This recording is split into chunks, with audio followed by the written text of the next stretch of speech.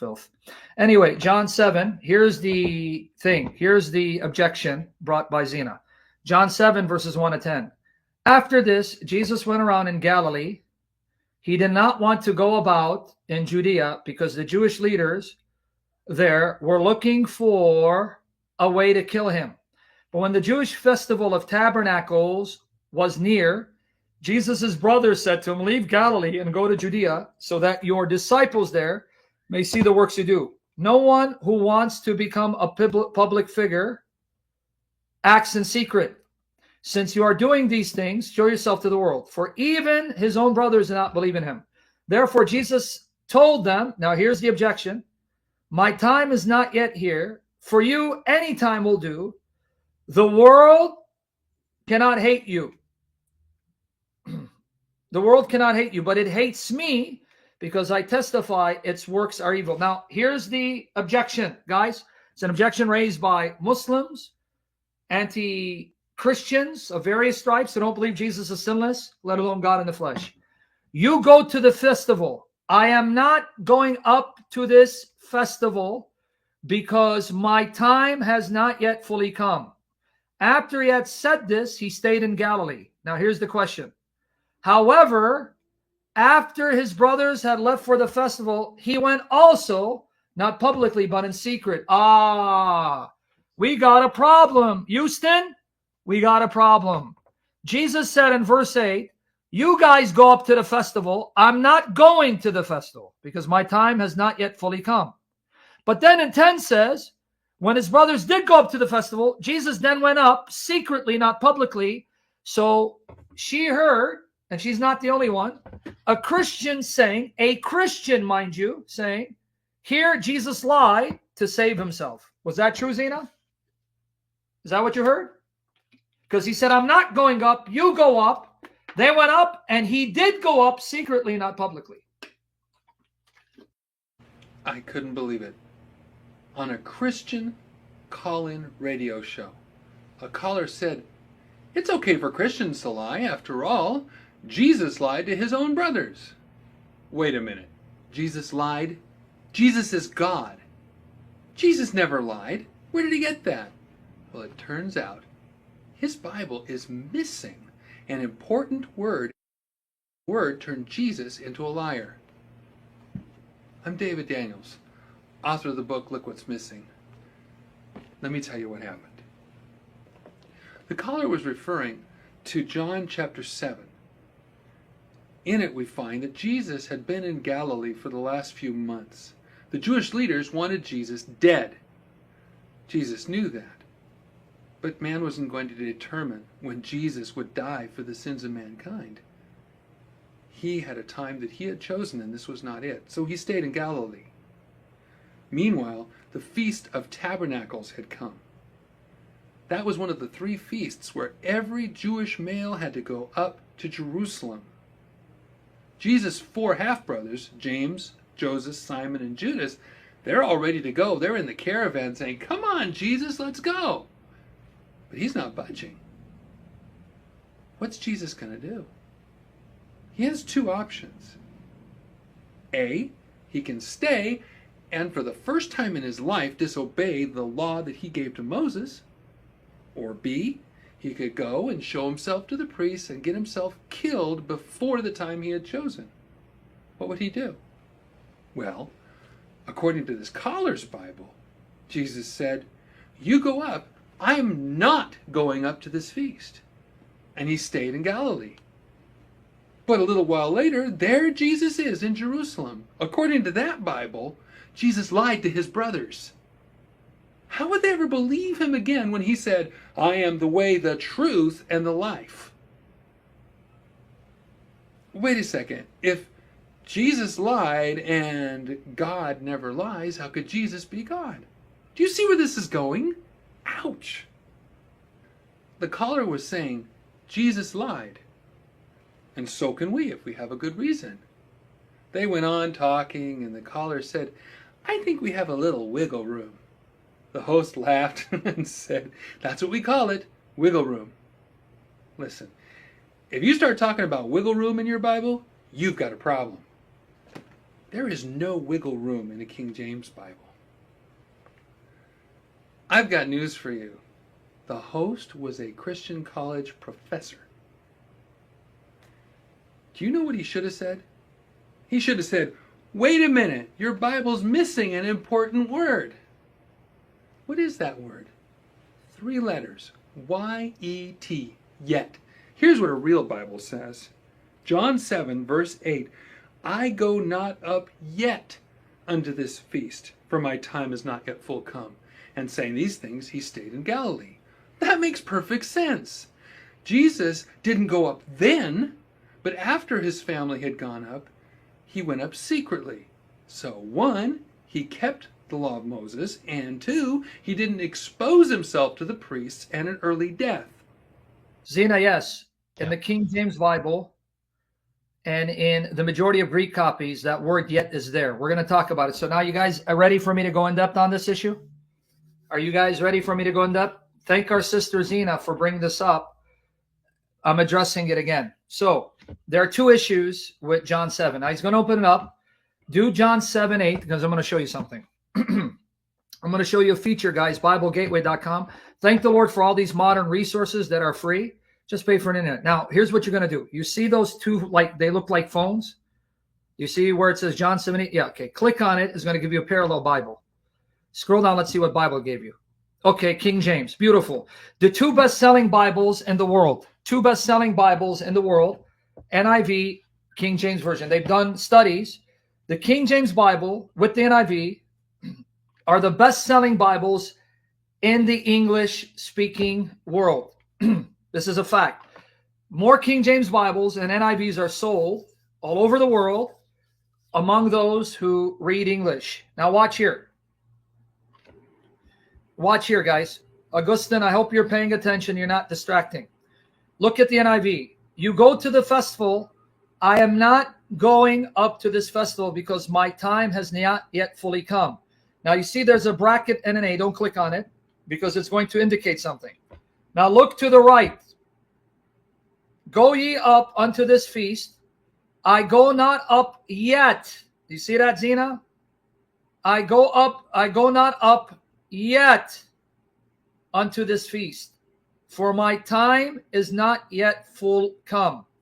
So in the majority of the Greek copies and some very early witnesses, that word "yet" is in John 7:8.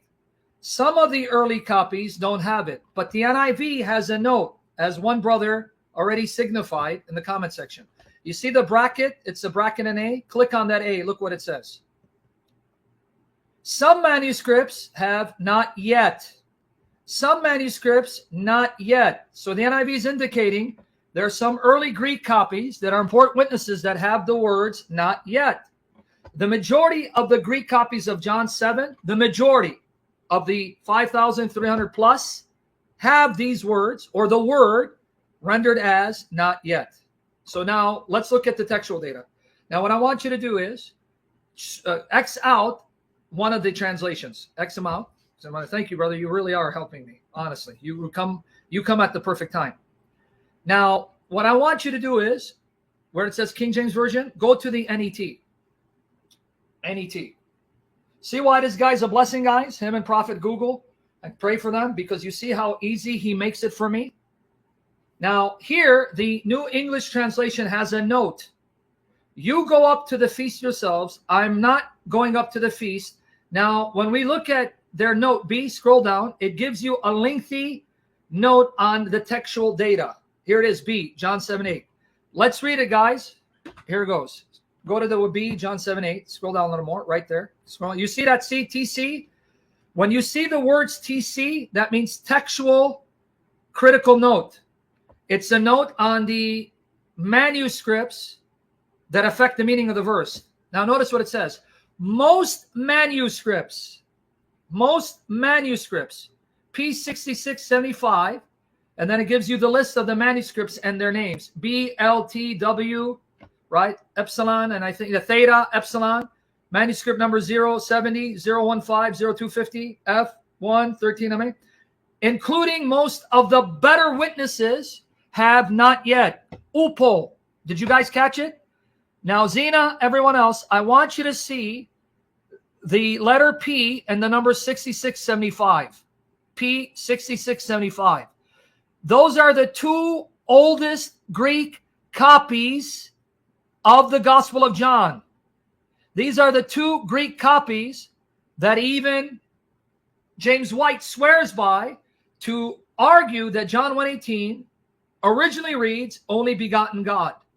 So you guys seeing it? P66, P75 are the two oldest Greek copies of John that we have that contain John 7, right?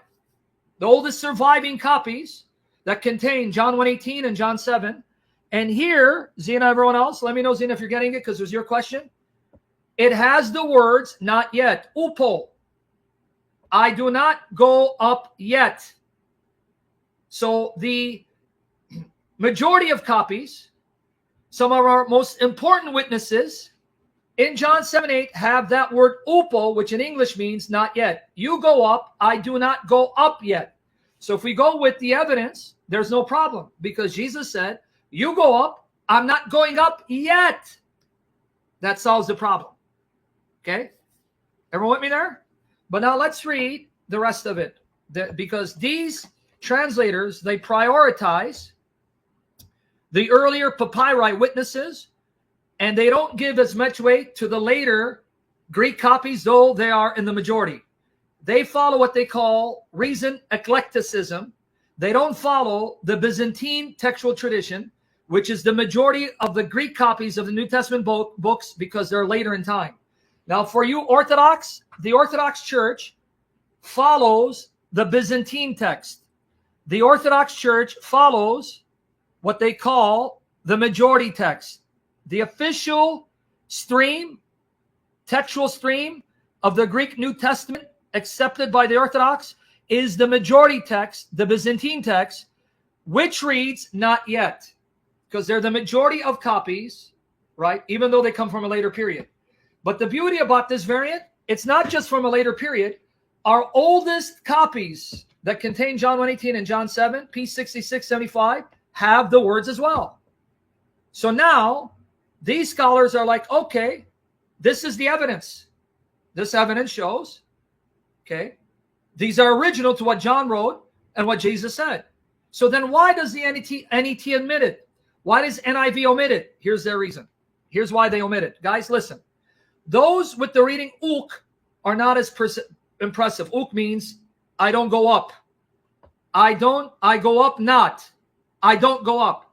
They're not as impressive. No, it's meaning. That reading is not as impressive. The one that says not yet, that's impressive. The manuscripts that have upo, they're impressive. The one that says uk, I don't go up, or I go up not as impressive. But the reading that says I don't go up yet, I go up not yet, that is impressive. They're admitting it, right? You're reading it? But uk is the more difficult reading here, especially because it stands in tension with verse 10, where he does go up. On the other hand, it is possible that uk arose because of a homoio arcton, meaning a confusion of letters. A copyist who saw upo wrote uk. That's probably why you have in some manuscripts the word uk, I go up not, as opposed to upo, I go up not yet, because someone may have misread upo for uk, accounting for the variant reading. However, it is more likely that upo, now notice what they say here. Look what they say. Was introduced early on to harmonize with what is said 2 verses later. Did you guys catch it? They're admitting the word upo, not yet, early. It's in some of the earliest copies, and it's in the majority of our witnesses. And the two oldest copies that I'm aware of that have John 7:8, P66, right, and P75 have upo, I go up not yet. So they're admitting it's early, but you know what?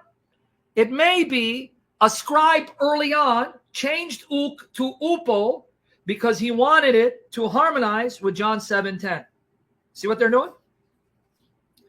As for Jesus' refusal to go up to the feast in verse 8, the statement does not preclude action of a different kind at a later point. So even though they don't accept not yet, upo, they go with the reading uk, I go up not, I do not go up. They're still telling you there's no problem. There's no contradiction. There's no lie. Because Jesus is saying he's not going to go up a certain way, publicly, in public procession. Because when they went to the Feast of Tabernacles, people went into groups. They went up publicly together, which is what Jesus said he will not do. And I'm going to show you that even if we go with the reading preferred by inspiring Satanism, there's no contradiction, because Jesus's brothers are asking him to go up publicly with them in public procession to make himself seen to the public crowd. It's in that sense he's not going up. That's why he went up secretly, discreetly. Where's the contradiction? Where's the lie? But let me continue. Okay. And they admitted, look, as for Jesus' refusal to go up to the feast in verse 8, the statement does not exclude action of a different kind at a later point.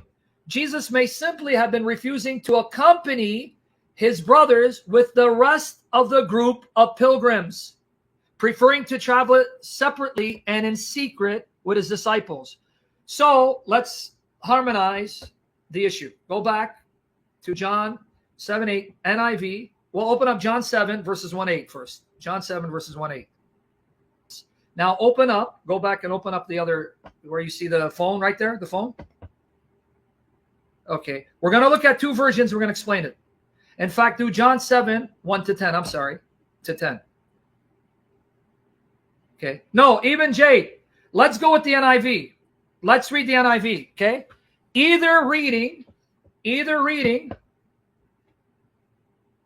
there is no contradiction.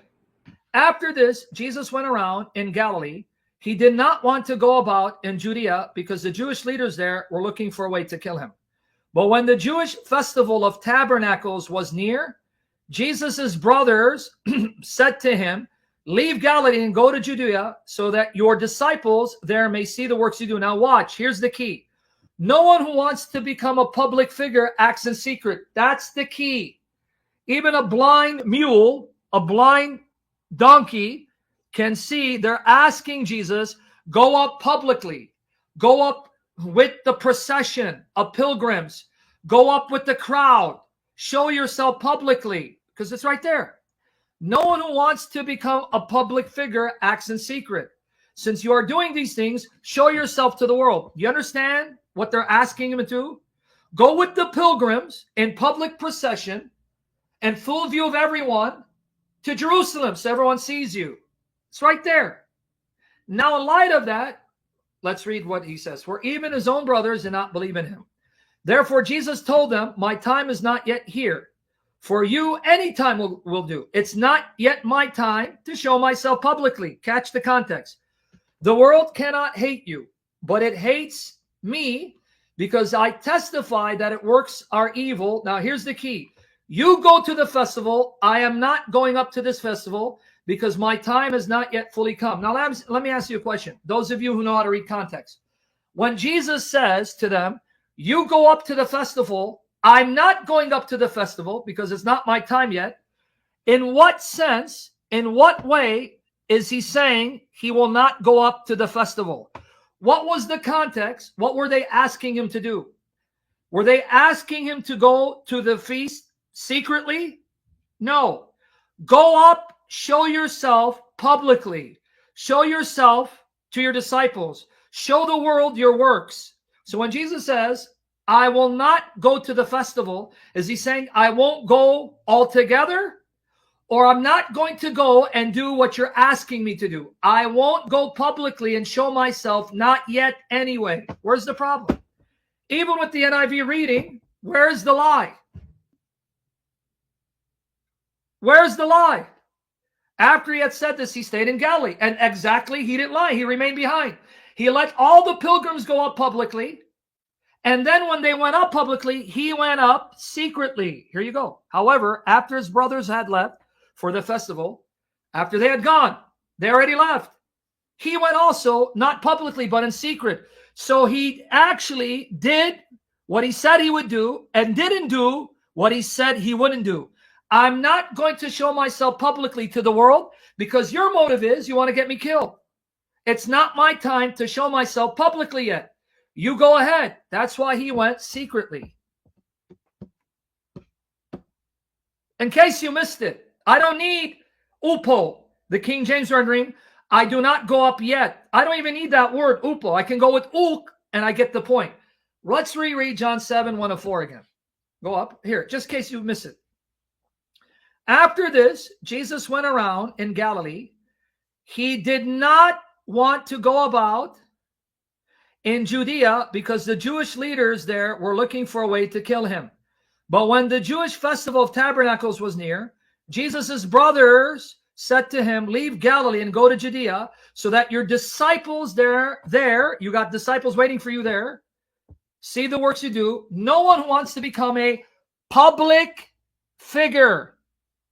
Acts in secret. But what did Jesus do? He came in secret, not publicly. The very opposite of what they asked him to do. Where's the lie? They're telling him, go public, not in secret. I don't go public. It's not my time yet. I wait for the Father to tell me, so I go up in secret. Where is the lie? Since you are doing these things, show yourself to the world. No, he came in secret.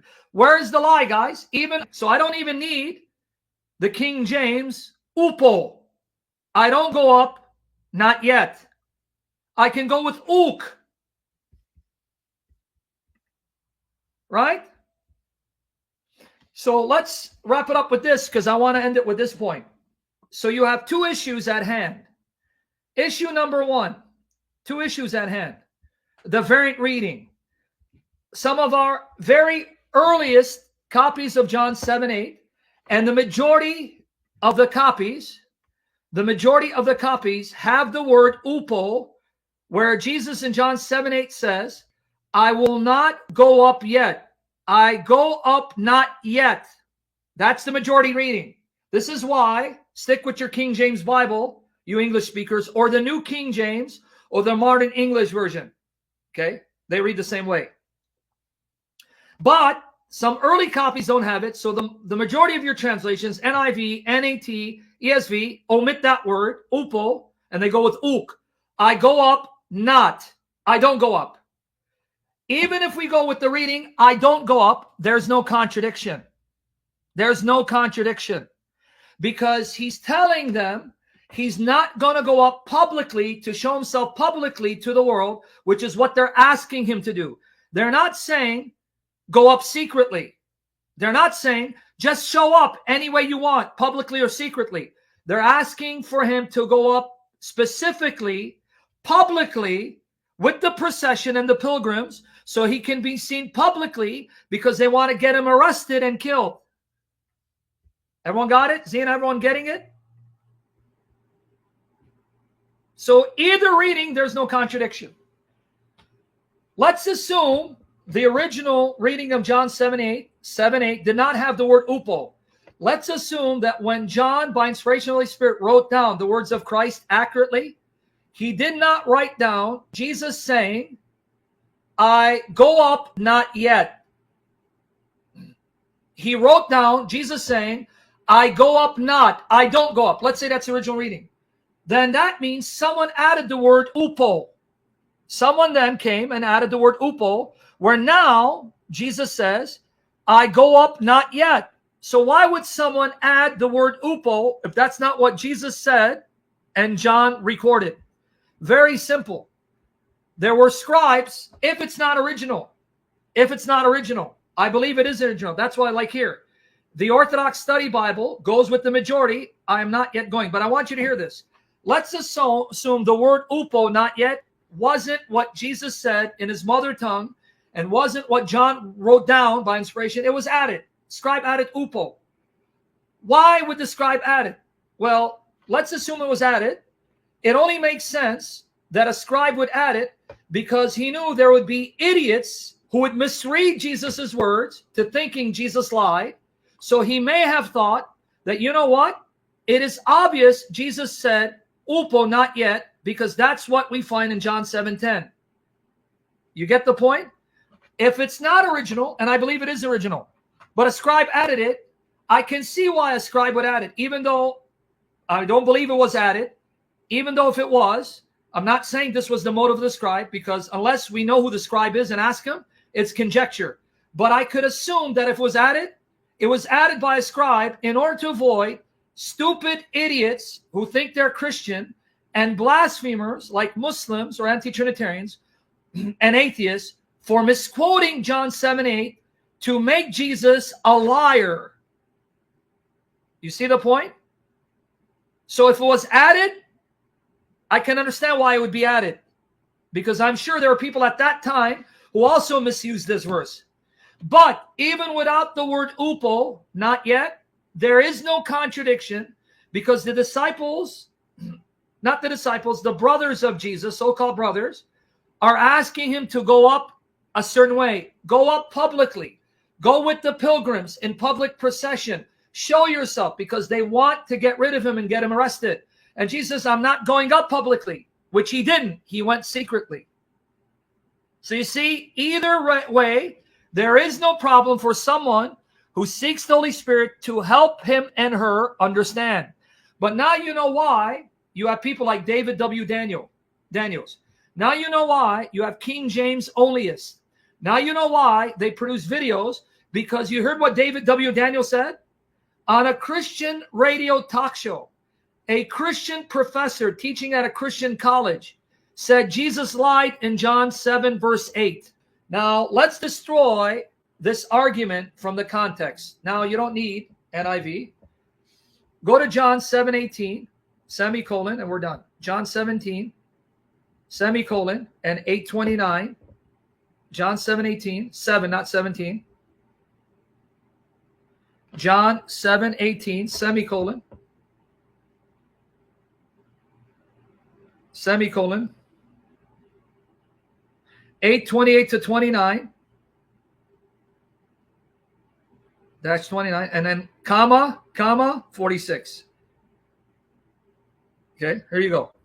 Thank you. Okay, here you go. John 7:18. Same chapter. Same chapter. Watch. He that speaketh of himself. This is Jesus speaking, by the way. Guys, Zena, everyone, you need to listen, especially you, Zena, because this is your argument. He that speaketh of himself seeketh his own glory. When someone speaks out of his own desire, he's seeking self-glory. But he that seeketh his glory that sent him, I, Jesus, seek the glory of my Father who sent me. The same is true, and no unrighteousness is in him. Did you catch it? The very same chapter. Challenging his opponents and telling them, I who seek the glory of my Father am true. There is no unrighteousness in me. John 7:18. But now let's read John 8:28 to 29. Watch here, guys, how bad it's going to get for this clown. See now, Zena, isn't that confirmation? You know I'm a godsend. John 8:28, 29. Now watch here. Then said Jesus unto them, when ye have lifted up the Son of Man, then shall ye know that I am he. Now watch here. Ortho, everyone. Notice how he now blasphemed God the Father. He now blasphemed God the Father, because that means God the Father taught Jesus to lie for a virtuous reason. Why do I say that? You know that I am he, and that I do nothing of myself, but as my Father hath taught me, I speak these things. Since Jesus says, I only speak what the Father commands me, that means according to inspiring Satanists, the Father taught and commanded Jesus to lie. So that means the Father, with the Son and the Spirit, lied for a virtuous reason. See it? And then notice John 8:29. And he that sent me is with me. The Father hath not left me alone. Why? The Father did not leave me, for I do always those things that please him. Let me repeat it 2 more times. I, the Son, do always those things that please him. I always do, every second, every minute, every day, for all eternity. I always do what pleases the Father. I never displease the Father. I can never displease the Father. I only do what pleases him. I only do what he tells me to do, and I only do what he does. John 5:19. That means the Father taught Jesus, commanded Jesus to lie for a virtuous reason. So the Father is complicit and the Spirit is complicit in Jesus's lie. John 8:46. Which of you convinceth me of sin?